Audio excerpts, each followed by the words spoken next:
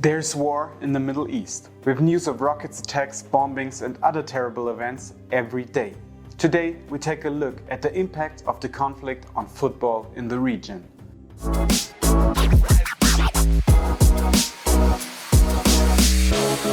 Israel, Lebanon, Palestine, but of course also Yemen, Syria and Iran. Many countries are massively affected by the current conflict in the Middle East. The lives of the civilian population are at risk. There are massive threats and large movements of refugees. In all of this, football is of course only a peripheral aspect, not really important. But we all know the power that sport can have and that it can have more than just a symbolic effect. That's why we're looking at the current conflict, not from a political perspective, but from a sporting one. The international break is coming up. The leagues around the world will be taking a break. The national players are traveling to their national teams. But what program is in store for the conflict countries? 2 international matches are planned for the national team of Lebanon on the 12th and 15th of October. After the team has already been eliminated from the World Cup qualifiers, a friendly tournament with 3 teams is scheduled. The VFF Three Nations Series will be played in Nam Dinh in the north of Vietnam. The Lebanese national team will face the host Vietnam and India, all 3 members of the AFC, the Asian Football Confederation. While Vietnam has already named its squad, the Lebanese Football Association has yet to make an announcement. The latest news on the social channels related to the qualification of the Under-20 for the AFC Nations Cup. A large number of players from the domestic league were nominated for the national team's last matches at the Merdeka tournament in Malaysia at the beginning of September. Whether it is currently possible for the players to leave the country at all and what the next steps will be remains to be seen. The profiles of the national players on social media also do not yet provide any information as to whether the national team can take part and which players can even be there. Of course, I would like to reiterate that the players currently have other concerns and that this video is in no way intended to minimize the suffering of the people in the region. The Palestinian national team, on the other hand, is still in the World Cup qualifiers. There are 2 matches against Iraq and Kuwait. The away game in Iraq will take place in Basra, while the home game against Kuwait will be played in Doha in Qatar. The team has played many of its last home games there, but also once in Kuala Lumpur, Malaysia or Kuwait City in between. Most of the national players are active in foreign leagues, playing in Libya and Egypt, while some also play in Europe. However, there are also a few players from the West Bank Premier League, which has not been in operation for some time. A squad for the upcoming 2 international matches has not yet been finalized. The national team's last home match was against Saudi Arabia in Al Ram in 2019. We'll talk about domestic football in the league in a moment. Israel has also not played its international matches in the country itself since the Hamas attack on the 7th of October 2023.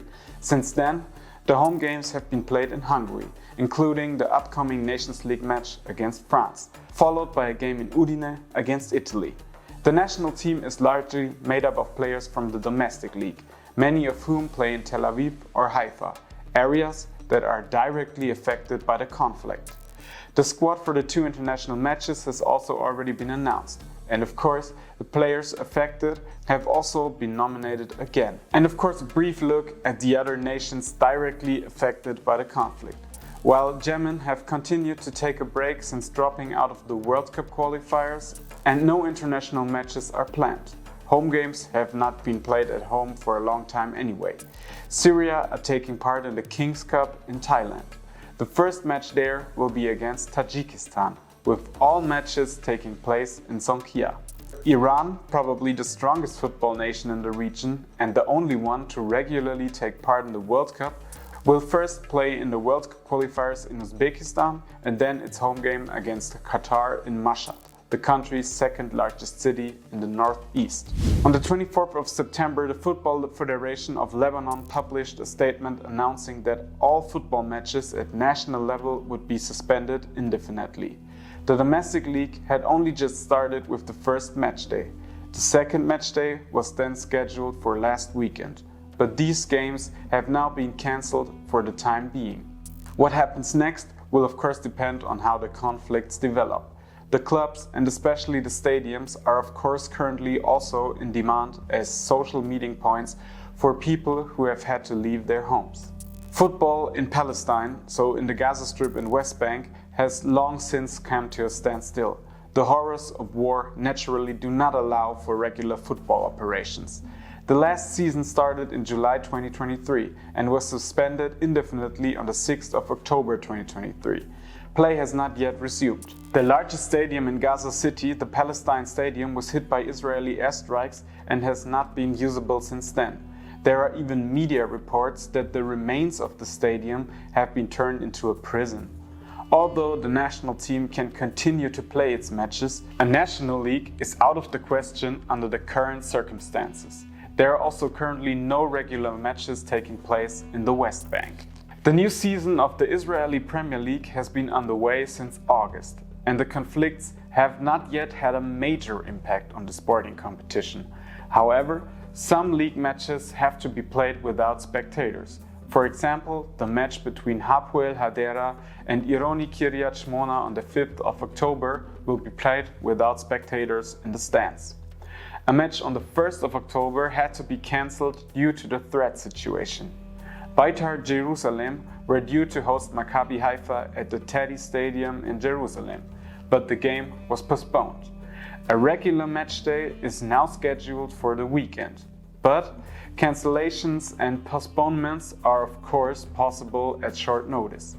The teams in the north of the country in particular will probably not be able to return to normality anytime soon. So that's a quick look at current football in the region and how football can be played at the moment. Thank you for watching. See you soon. Bye bye.